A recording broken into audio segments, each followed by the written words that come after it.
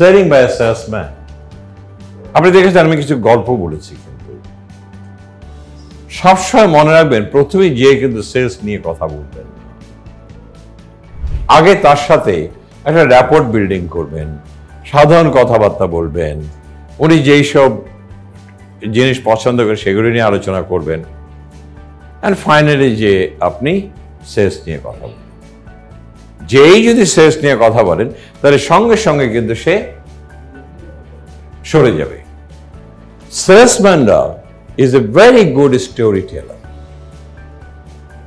সেলসম্যানরা সর্বদাই মাথায় রাখতে হবে যে আপনি চমৎকার গল্প বলার একজন মানুষ।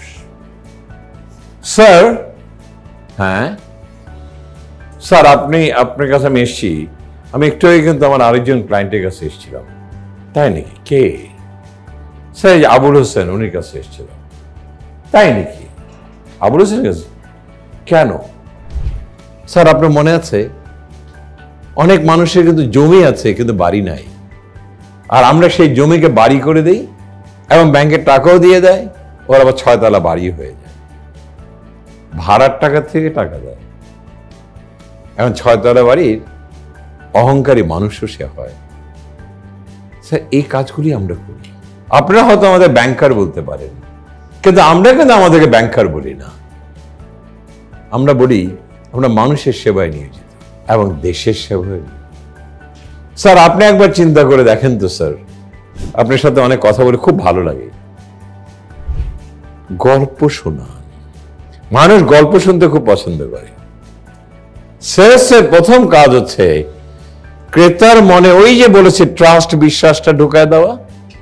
এই গল্প দিয়ে বিশ্বাসটা ঢোকায় দেয়।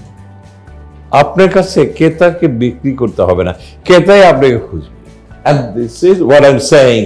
এই যে ডেমনস্ট্রেশনের মধ্যে simply that the techniques, the first techniques, storytelling is extremely very catchy for the customer to convince.